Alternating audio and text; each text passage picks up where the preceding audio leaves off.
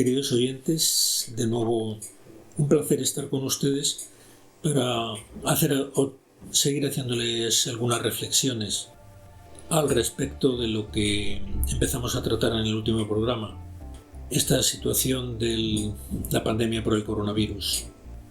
Deseo que todos se encuentren bien y que esté contribuyendo esta situación a ayudarles a reflexionar para que mejoremos todos personal y socialmente.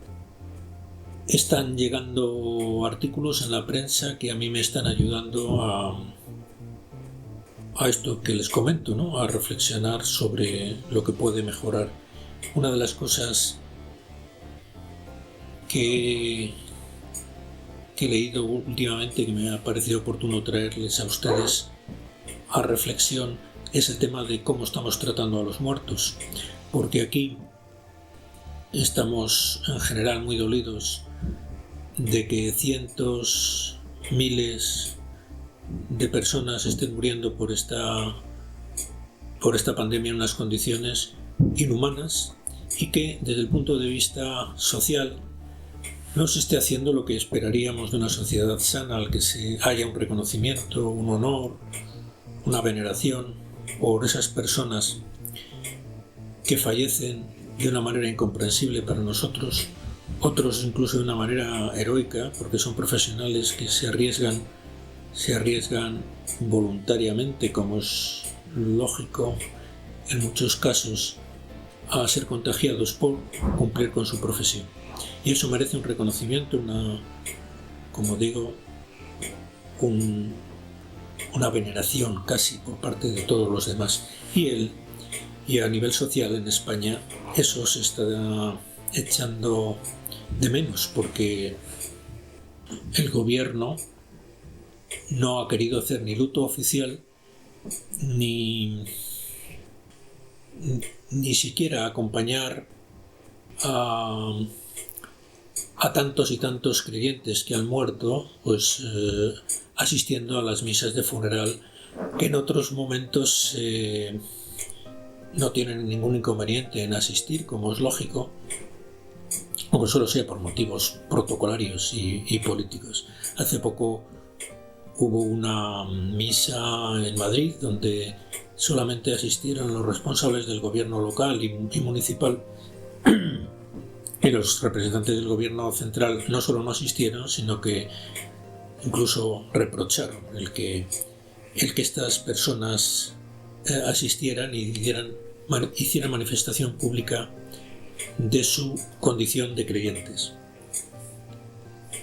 Esto es una situación muy penosa que se intentará paliar, haciendo la sociedad civil lo que no hace el gobierno, es que haya un luto, más o menos, banderas con crespones negros, que se celebren misas, aunque sea a través de internet, por todos estos difuntos, y tantas otras iniciativas que, van encaminadas a que cumplamos con nuestro deber de reconocer y honrar a nuestros muertos. Pero no solo en situaciones excepcionales de pandemia debemos reflexionar en cómo estamos tratando a los muertos. En esta sociedad nuestra ya decíamos que la muerte se procuraba ocultar, se procuraba disimular como fuera, no enseñándola a los niños, metiendo a los difuntos, los cadáveres, en tanatorios, donde apenas se les puede velar. Lo propio de un ser humano es, cuando muere, que lo haga en un ambiente familiar, incluso doméstico. Ya en la mayor parte de las ocasiones ya no es necesario un hospital para morir, sino que incluso no es el sitio más adecuado. Pero se está metiendo esa moda, es decir, alguien se pone muy mal, a llevarlo al hospital, nos pensamos que la medicina siempre le va a salvar, y no, hay que reconocer que hay situaciones en las que ya no hay nada que hacer desde el punto de vista médico, y hay que aceptar y reconocer que una persona muere, porque es lo propio, lo natural y lo que nos va a ocurrir a todos, ¿no? Ese velar a esa persona en su domicilio, que se puede hacer en los domicilios, Habrá que intentar recuperar lo que todos... Bueno, yo de niño asistía al velatorio de familiares míos que murieron en casa y siendo niño no me traumé como ahora preconizan o como ahora dicen que les pasa a los niños si se enteran de la muerte. No se trauman, simplemente aprenden a convivir con una realidad natural con la que tendrán que convivir a lo largo de su vida, que es que los mayores y a veces los no tan mayores mueren, ¿no? Bien, pues como digo, en casa no se les puede velar, se les lleva a tanatorios donde tampoco se les vela, tampoco se reza por ellos. La mayor parte de los que me escuchen y de la sociedad en la sociedad aquí en España son católicos y se está dejando de rezar por los difuntos. Debería aprovecharse los velatorios para mantenerse en silencio, contemplando el cadáver, reflexionando, que nos ayuda a reflexionar sobre lo que nos va a pasar a nosotros, y rezando ya porque esa persona que no ha dejado de existir, simplemente ha pasado a otra vida, a otra forma de vivir, necesita una ayuda nuestra.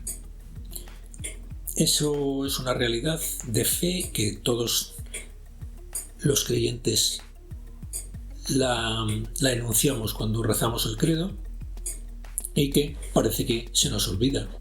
Las almas del purgatorio, antes de ir al cielo, siempre la Iglesia ha defendido que necesitan, al morir, una ayuda para purificarse de sus pecados, de sus faltas. Su estado no es el idóneo para empezar a gozar de la presencia de Dios en el cielo y pasan un tiempo de purificación. Ese tiempo de purificación necesita una ayuda por parte de los que estamos aquí. También, no solo nosotros, pero nosotros podemos hacer algo por ellos y ellos harán luego algo por nosotros. Es decir, todos pertenecemos a un mismo cuerpo, la humanidad no se divide irremisiblemente ya. Una vez que se muere se deja de pertenecer a la humanidad, se sigue perteneciendo a la humanidad, pero con esa nueva situación que nos enseña también nuestra fe. ¿Qué pasa ahora con los difuntos? Como digo, que no se les puede velar, a veces no se reza por ellos.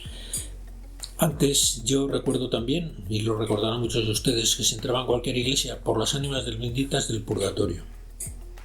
Un cartel, un cuadro, solicitando oraciones. Ahora no. Apenas se verá esto en las iglesias. ¿Qué pasa? ¿Que ya no asisten las ánimas benditas del purgatorio?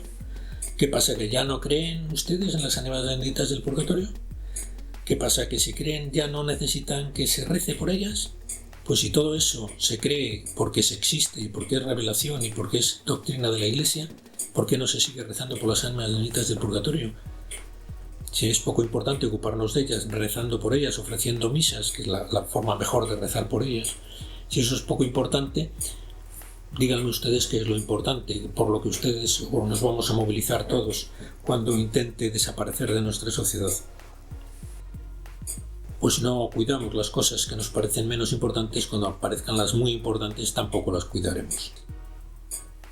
Otro de los temas que sale en este artículo es el tema de la incineración.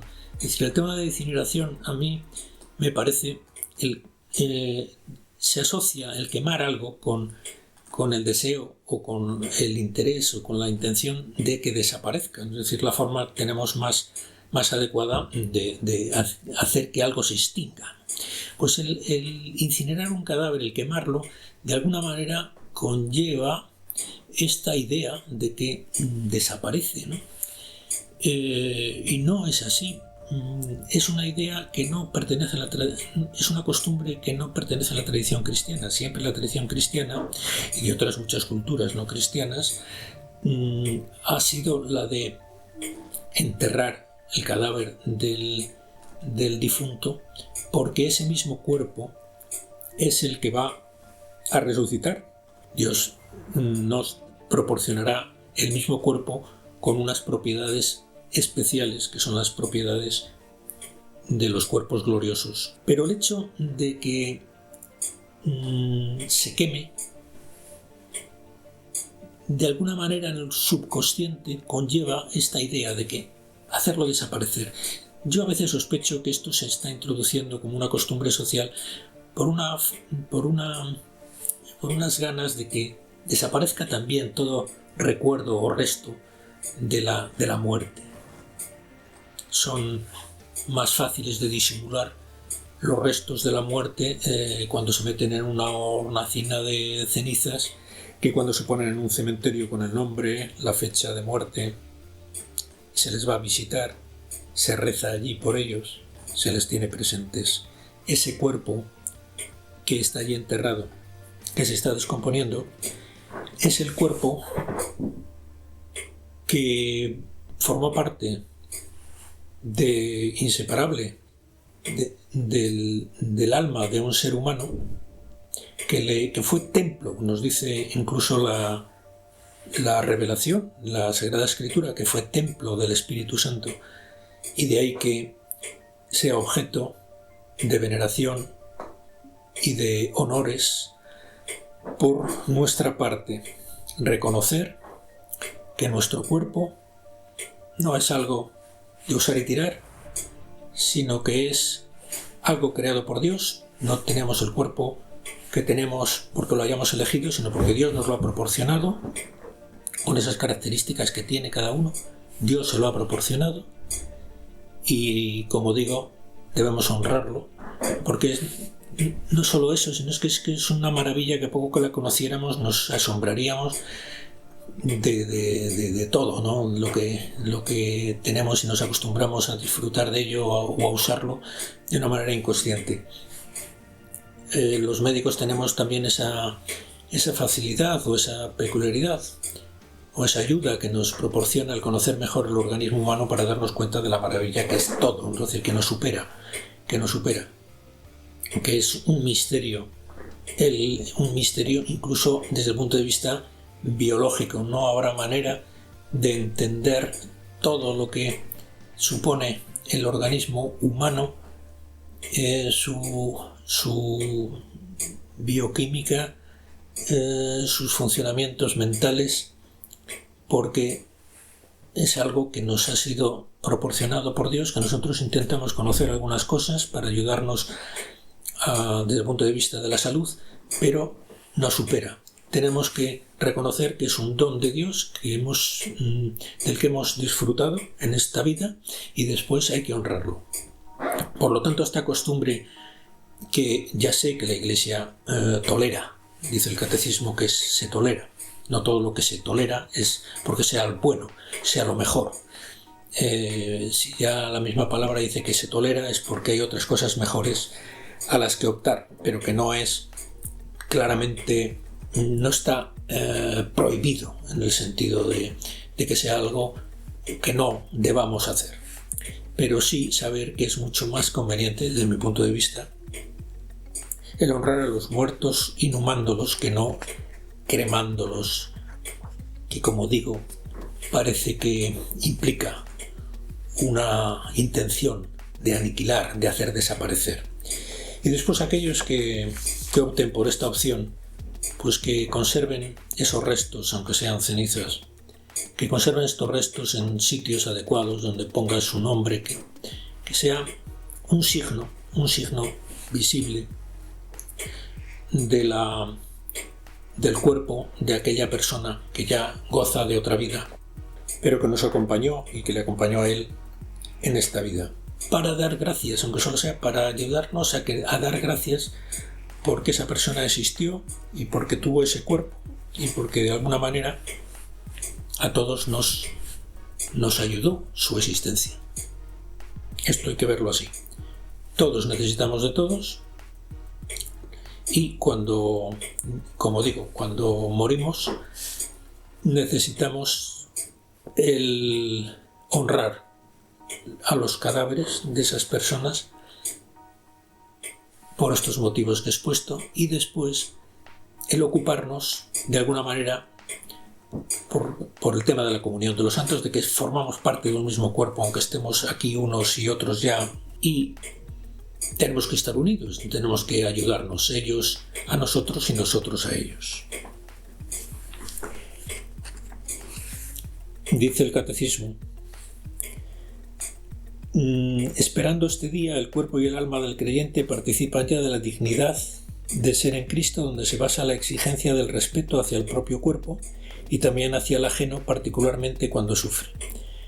El cuerpo es para el Señor y el Señor para el cuerpo, y Dios, que resucitó al Señor, nos resucitará también a nosotros mediante su poder. ¿No sabéis que vuestros cuerpos son miembros de Cristo? No os pertenecéis. Glorificad, por tanto, a Dios en vuestro cuerpo. Esto de que nos pertenecéis también es muy importante, es decir, que tenemos que tener muy claro que nosotros no somos los dueños de nuestro propio cuerpo. Para poder hacer con él lo que nos da la gana, tenemos el cuerpo que Dios nos ha dado y tenemos que usarlo con la responsabilidad de una persona responsable y que conoce su propia dignidad. No podemos jugar con nuestra salud de una manera imprudente, no podemos caer en los errores que se está cayendo actualmente en la sociedad, esto del cambio de sexo, no podemos jugar con nuestro cuerpo utilizándolo para el propio placer, como se pregona con el tema de la práctica de las llamadas prácticas homosexuales. Es una forma de violentar la anatomía, la biología, la finalidad de los órganos corporales que Dios nos ha dado, utilizándolas para objetivos y fines totalmente ajenos a lo que Dios ha querido para ellos. Y es una ofensa grave a nuestro propio organismo y a Dios, que lo ha creado para que lo usemos convenientemente. Sigo leyendo algunas cosas de Olegario de Cardenal. Nos dice sobre estos muertos de la pandemia: llanto y luto sagrados, porque no se puede trivializar la vida ni banalizar la muerte, ni asistir impávidos a quienes han cerrado sus ojos en soledad, sin la palabra, la mirada y la despedida de sus seres queridos. Hay que volver a aprender a llorar ante nosotros mismos, ante nuestros muertos, ante Dios. Lágrimas que pueden ser la más profunda forma de oración con la que proferimos ante Dios nuestros dolores y resquemores, en lamento e interrogación, hasta en demanda frente a Él, como hiciera Job. Es decir, que también Dios entiende que lloremos y que nos preguntemos el por qué, porque no entendemos sus caminos y nos desgarra el dolor de que una persona se haya ido pues de esta manera, además tan dolorosa, sin las ayudas que consideramos convenientes. Otra de las manifestaciones que deberíamos hacer los católicos, no dejarnos llevar de las modas y del ambiente a la hora de los minutos de silencio. Es decir, ustedes ven en muchas ocasiones partidos de fútbol, actos públicos donde se guarda un minuto de silencio. Vale, muy bien. Los católicos no guardamos un minuto de silencio, guardamos un minuto de ruego, de súplica, de oración. No estaría mal que los cristianos, los creyentes, cuando nos ruegan que realicemos un minuto de silencio en memoria de un fallecido o de los fallecidos, hagamos la señal de la cruz y recemos una oración interiormente en silencio, sí, pero recemos, que es lo propio de un cristiano. Lo que pasa es que los cristianos estamos dejando que nos puedan las modas y que nos acomplejen, nos arrinconen, nos condicionen para que no manifestemos nuestra fe en el más allá de los que han muerto y en tantas otras cosas que nuestra fe nos lleva a creer, y no es lo que los demás esperan de nosotros, aunque de momento les pueda llamar la atención, pero lo que esperan de una persona es que no tenga miedo ni complejos en manifestar sus creencias, mientras lo haga de una manera que sea lícita, es decir, que no contradiga ningún derecho de los demás, pero es un derecho nuestro el manifestar nuestras creencias, y además es una necesidad que tiene esta sociedad de que los creyentes manifestemos nuestras creencias y no nos las guardemos interiormente por miedo, cobardía o por otros muchos motivos. ¿Qué más decir de los muertos, de los difuntos? Les decía antes que siempre se ha rezado por los ánimas del purgatorio. Dice el Catecismo de la Iglesia Católica: purificación final o purgatorio.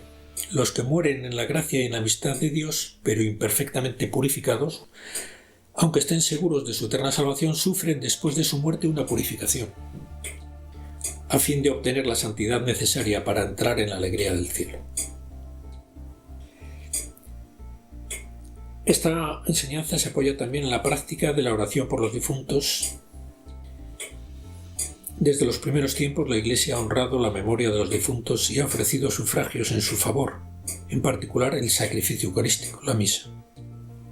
Esta es la mejor manera que tenemos de rezar por nuestros difuntos, es decir, el ofrecer misas por su eterno descanso.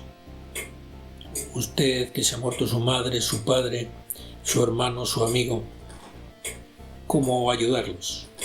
¿Cómo manifestar su cariño hacia ellos, sus ganas de hacer algo por ellos? Pues encomendando una misa en nuestra parroquia por el eterno descanso de su alma.